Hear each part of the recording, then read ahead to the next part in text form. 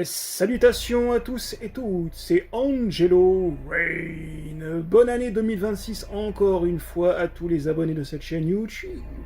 Aujourd'hui, on se retrouve pour un unboxing, une présentation, une analyse, que dis-je, sur une figurine Mythclose EX Saint Seiya du chevalier Gigante du Cyclope qui n'apparaît exclusivement que dans les 13 premiers épisodes du chapitre Hades de Saint Seiya. Un personnage que vous verrez en toute fin de vidéo me donne une petite larme de nostalgie et un petit peu de tristesse. Vous comprendrez très vite en fin de vidéo. Donc il s'agit du modèle dit MST, voilà. Ça aurait été une version CS modèle, je pense que je ne l'aurais pas acquis, voilà. Personnage que j'ai payé, alors à l'époque où je fais cette vidéo, nous sommes le 28 janvier 2026, il est 14h05 heure française, dis donc. Et j'ai payé ce personnage le prix de 65 €. Voilà.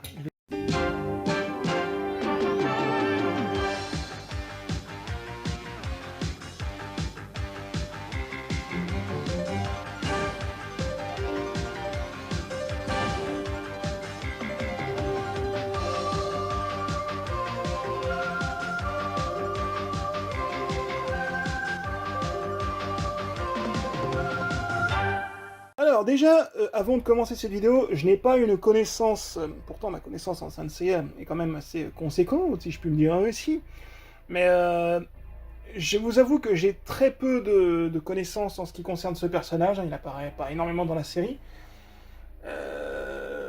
et je vous avoue que c'est très délicat pour moi de monter des pièces, bon, je pense que ça ne doit pas être trop compliqué, c'est pour ça que je serai aidé dans cette vidéo du modèle que l'on peut trouver sur internet, au cas où je me tromperais.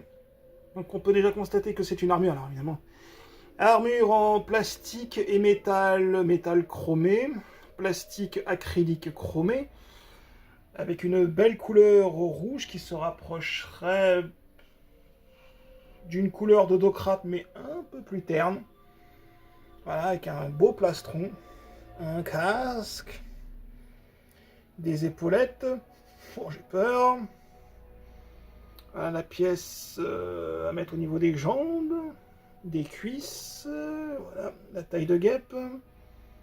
Voilà, les mains, les genouillers, non, non, pas du tout. Et les papates, voilà, je vous dis, je pars dans l'inconnu dans cette figurine de collection et vendue avec ses mains.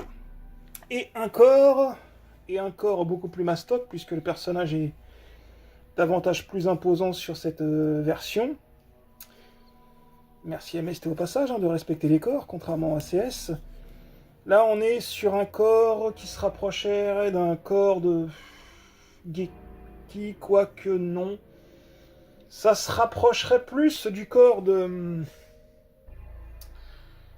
du chevalier Héraclès. Ouais, il y a un petit mélange. Donc, c'est un mix entre Héraclès et Geki de l'ours. Donc, ouais. Et je constate une très grosse rigidité.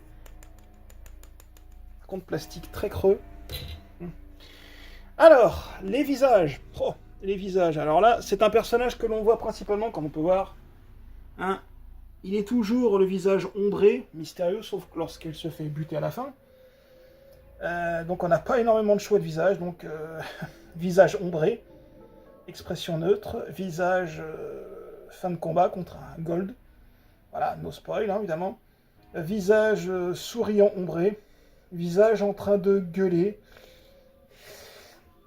et un visage menaçant ombré. Ça me perturbe en fait. Je vous explique le truc, ça me perturbe. Parce que j'ai envie de lui mettre un visage. Mais dans la série, on le voit principalement comme ça, quoi. Donc, oula. Bon, alors, on commence rapidement. Je sais pas si c'était c'est intelligent de ma part d'avoir commencé à mettre les cuisses, donc à mon avis ça doit s'emboîter avec une partie du plastron qui doit se mettre ici. Avant toute chose, je tiens à préciser, alors j'espère que c'est pas mon modèle qui est comme ça, pourtant la rigidité est vraiment correcte, mais alors, pour lui enfoncer les pieds. Oh, un cauchemar, il a fallu que j'y mette...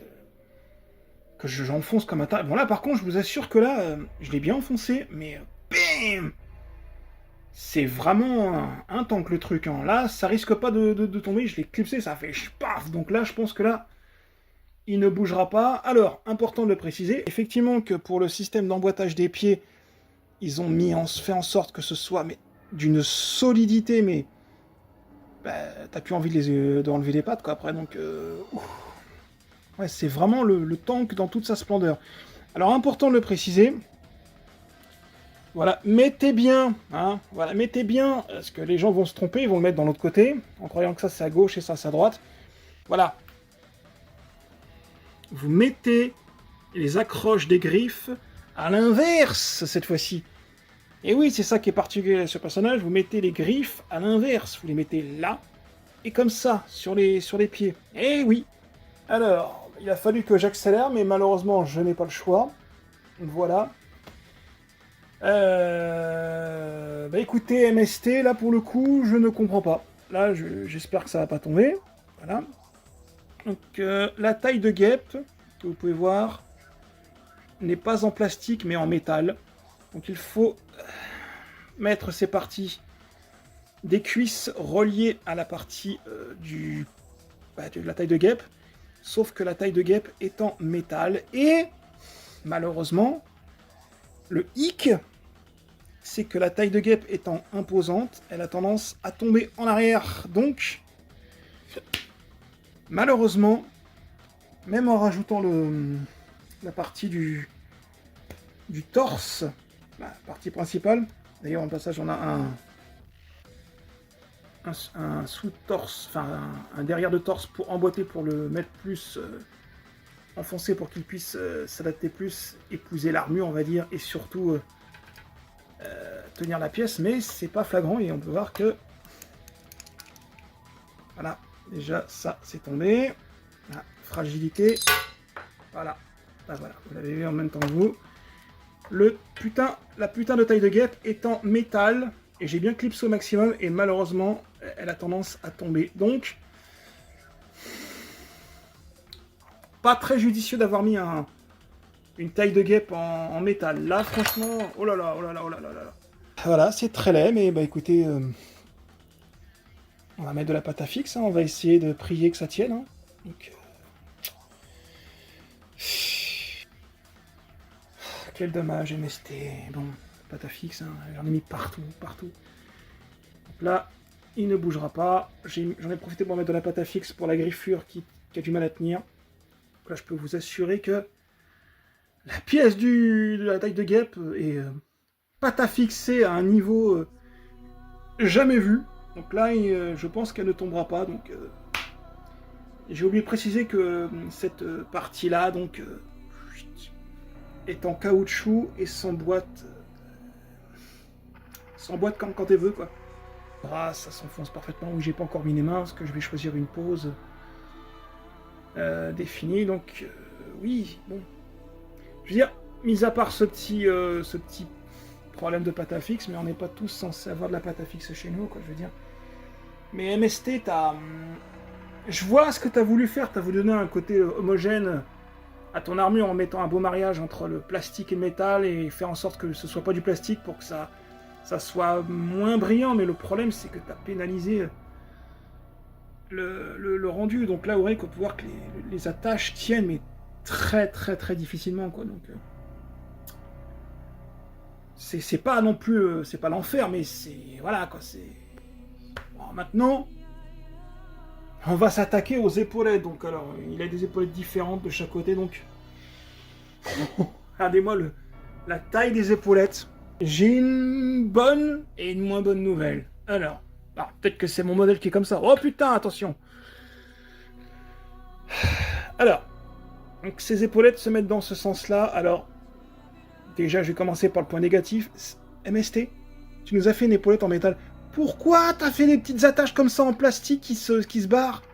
On peut voir que les parties des deux pics sont en plastoc et du coup elles se barrent tout le temps. Du coup, c'est très compliqué. Bon, ça va, ça bouge pas. Par contre, pour mettre les épaulettes... Oh, mon Dieu, c'est des tanks. Et faut vraiment bien... Moi, le conseil que je vous donne, c'est prenez la pièce, mettez-la en hauteur et clipsez-la. Et ensuite, quand vous entendez clic, vous rabaissez l'épaulette. C'est comme ça que j'ai fait. Donc ne vous trompez pas dans le sens des épaulettes. Donc pour l'instant, il tient, il tient. Par contre, un truc, la mauvaise nouvelle, parce que il tient, abandonnez l'idée de faire des pauses. Hein. Je vous le dis direct. Hein. Abandonnez. Hein. Moi, ça va être une pause classique. Les épaulettes sont tellement larges que de toute façon, vous allez bouger le bras, l'épaulette, elle va se barrer en 2 minutes. Donc, ouais, n'est pas Docrate MST qui veut, mais je vois ce qu'ils ont voulu faire, mais là, pour le coup, le choix d'avoir mis les épaulettes en plastoc entièrement, ça aurait été plus judicieux, parce que là, le poids des épaulettes, ça va être galère, quoi. Donc, j'ai pas encore mis la tête. Il y a comme une sorte de grâce divine avec MST. Je touche du bois. La figurine tient. Elle tient, c'est cool, franchement, c'est... Je pensais que les mains auraient été compliquées, mais non. Non, force est de constater que j'ai pas eu énormément de soucis pour les mains. J'ai pas encore mis la tête. Donc on a les pièces à mettre au niveau des phalanges comme ça, sur le côté. Et sur l'autre côté, voilà. C'est peut-être... Putain. Eh, il tient. Ah, il tient. Ah, il tient. Franchement, c'est beau. Et je pense que c'est la pause, la seule que beaucoup de collectionneurs pourront réussir à accomplir. Si vous êtes plus patient que moi, je vous souhaite bien du courage. Hein. L'épaulette va être, comme je dis, vraiment pénalisant par rapport au choix de la pose. Donc oui, on va... Je vous montre quand même la figurine. Allez, allez. Franchement, il est magnifique, hein. Et il est magnifique, hein. On va chipoter, on va le comparer. Voilà, donc là, on peut voir que les épaulettes sont bien respectées sur le côté gauche et sur le côté droit. La pièce à mettre au niveau des cuisses est la même. Tac, tac. Il n'y a pas de sens de crochet, j'ai bien vérifié. C'est pareil pour les pièces au niveau des jupes, les cuissardes. Et surtout, ouais, ne vous trompez pas, vous mettez bien les pièces inversées dans ce côté-là. Pour le derrière, ça va, hein, c'est on ne peut plus classique. Donc, il fait le café. Oh putain. Ah, il a failli tomber, mais il n'est pas tombé, hein. Franchement, MST, hein. MST, hein. Donc, ouais. Bah, écoutez, oui, hein, c'est... Bon, j'ai eu quelques petites frayeurs, mais bon, ça va. Alors, maintenant, le choix des visages. Donc, on a la partie à mettre pour la tête. Donc, alors, qu'est-ce qu'on va lui mettre comme visage? Alors, ombré, ça, je lui mets pas. Je mets toujours mes chevaliers en valeur, dans des poses masculines. En mode cri. Putain, j'ai bien envie de lui mettre un visage, hein, sans déconner, hein.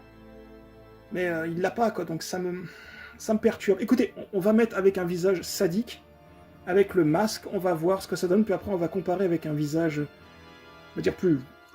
On va mettre ces deux-là. On va voir la différence. Ne bougez pas. Ne bougez pas. Bah, en même temps, vous pouvez pas bouger, vous êtes assis devant votre canapé à regarder ma vidéo. Meilleure vidéo du monde. Oh, que de frayeur.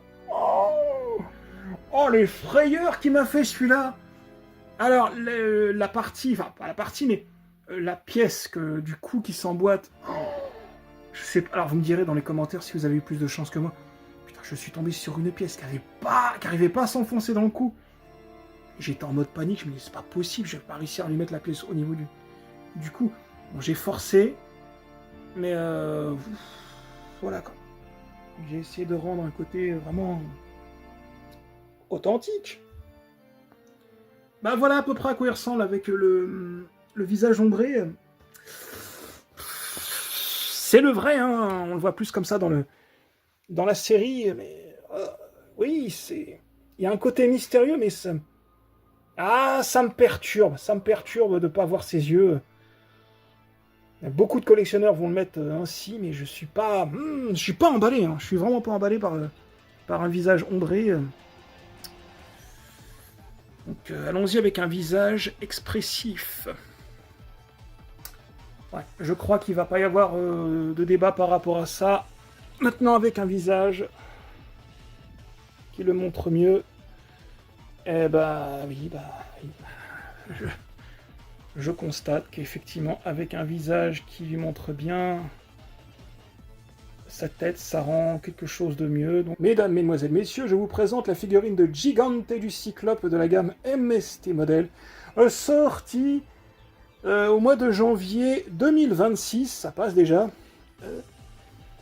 pour nos collections de figurines Senseiya Mythclose ou Mythclose ou Mythoclo pour mes amis de Corse. Donc on peut voir que nous avons une belle figurine de collection avec un beau mariage de couleurs. Une couleur,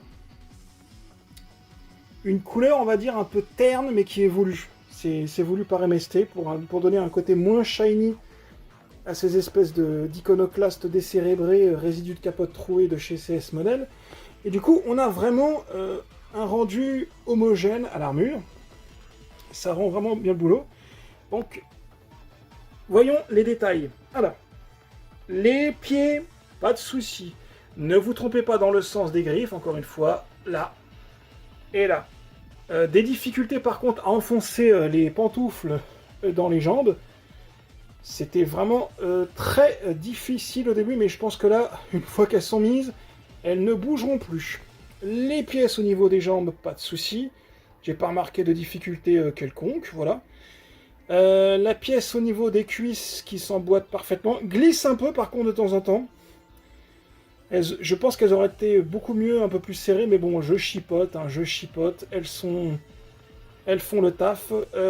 Évidemment, ces espèces d'antennes que vous voyez sont en caoutchouc qui se relie directement à la pièce de la taille de guêpe dont on va parler, qui est une connerie monumentale de l'avoir fait en version métal. Voilà, donc ça va pénaliser les collectionneurs qui veulent faire des poses ou des posing, comme ils disent. Du coup, je vous conseille vraiment de mettre de la pâte à fixe, hein, et puis là, je n'en ai badigeonné à foison sur tous les côtés, hein. Et du coup, ça donne vraiment, ne bougera plus. La pièce au niveau du plastron, pareil, pas de difficulté, vraiment s'emboîte facilement. Et on a un protège plastron qui se met ici, qui permet de protéger la pièce en arrière et qu'elle ne nage pas dans le vide. La pièce des mains qui s'emboîte bien, les griffures du premier coup, clac. Pareil pour les brassières et les avant-bras qui tiennent bien. Bon, les choix des poses, comme je vous ai expliqué, vont être très restreintes, hein, vu les épaulettes, on en viendra tout de suite. Voilà, la pièce au niveau des bras, pas de différence, on les met bien dans ce sens-là. Voilà, maintenant les épaulettes que l'on met bien dans ce sens-là, donc ne vous trompez pas. Voilà, hein, je le remontre. Voilà, la pointe est celle du côté à droite. Et à gauche, vous mettez celle-ci. Voilà. Et les épaulettes, encore une fois, c'est sympa de les avoir mis en métal, mais ça pénalise. Parce que si on les a mis en plastique, on aurait pu faire beaucoup plus de choix de pose. Là, c'est vraiment très très restreint. Là, je veux dire, là, c'est... Essayez de pas de faire une attaque ou une pose farfelue, vous n'y arriverez pas. Moi, je vous dis, vous n'y arriverez pas du tout. Voilà, vous êtes vraiment très patient, mais moi, je n'ai pas cette patience. Alors, par contre, un truc que je ne comprends pas avec les épaulettes, c'est qu'on a une partie en métal et on a les petites griffes qui sont en plastique que l'on clipse. Pourquoi ne pas les avoir mis directement en métal sur l'armure? Voilà, je ne comprends pas pourquoi Mesta a fait ce choix. Du coup, on a des petites griffes des fois qui sortent des épaulettes. Voilà, encore une fois, j'ai dû mettre un tout petit peu de pâte à fixe pour que ça s'emboîte parfaitement. Mais une fois que c'est clipsé, c'est fait. Donc encore une fois, moi j'ai pris la pièce de l'épaulette, je l'ai clipsé vers le haut. J'ai attendu que ça fasse clic. Et quand ça a fait clic au bout de 15 essais, j'ai fait rabaisser l'épaulette. Et ça a tenu beaucoup plus facilement. Le casque, évidemment, pas de souci. Hein. De toute façon, il n'y a pas Il n'y a pas d'attache ou de truc qui nage dans le vide. Hein. Voilà. Et en ce qui concerne le visage, bah écoutez, le visage, voilà. Voilà. Si je lui cache les yeux, il va faire la gueule. Hop, voilà. En ce qui concerne le... Ouh, joli. Ouh, jolie photo. Ça, je pense que c'est la mosaïque. Ouh. En ce qui concerne le visage, bah, soit vous lui mettez le visage ombré, qui donne son côté authentique. Hein, voilà, c'est vraiment le côté authentique, hein, comme il a dans l'animé. On le voit quasiment très peu avec ses expressions d'yeux, sauf quand il crève à la fin. Mais j'aime pas le côté mystérieux, à part pour le Chevalier des Gémeaux. Je lui ai mis une expression de visage, voilà. Car oui, c'est bien beau de parler de Mifklos, mais parlons un petit peu d'histoire dans le monde du jouet.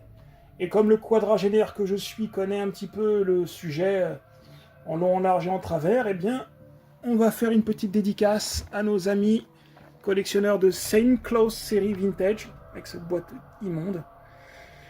Gigante, officiellement, va enterrer définitivement le peu de passion qu'il y avait pour les exclusivités de vintage de Senseiya, à part les Black V2, hein, qui n'apparaissent pas vraiment dans la série, hein, les Black V2 qui sont sortis en vintage à 1800 € pièce.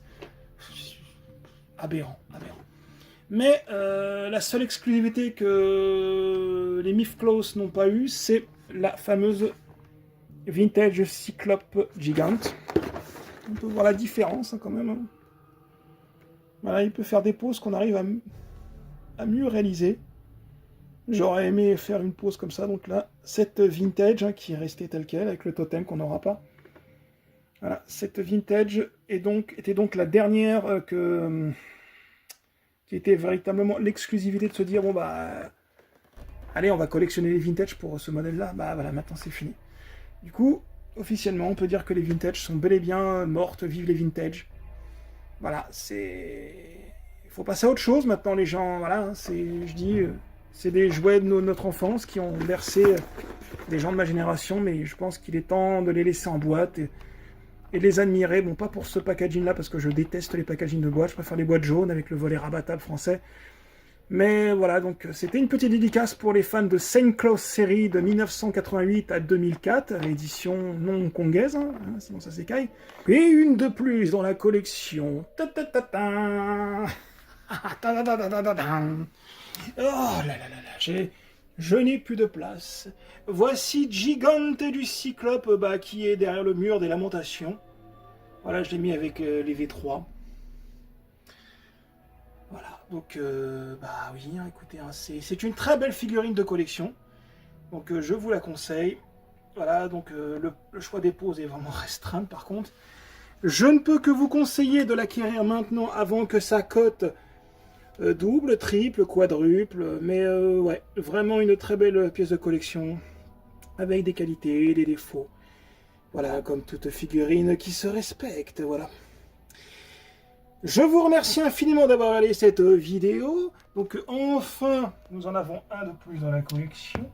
Il est fièrement représenté. Oh putain. Et je vous avoue que ça me fait tout bizarre de l'exposer en vitrine. Je ne pensais vraiment pas que MST allait le sortir. Donc c'est plutôt une très très bonne nouvelle. Voilà. On va refermer la vitrine. On va vous remercier. Abonnez-vous à cette chaîne. La suite, bah écoutez, on verra. Hein, avec l'adhésif qu'il faut que je refoute.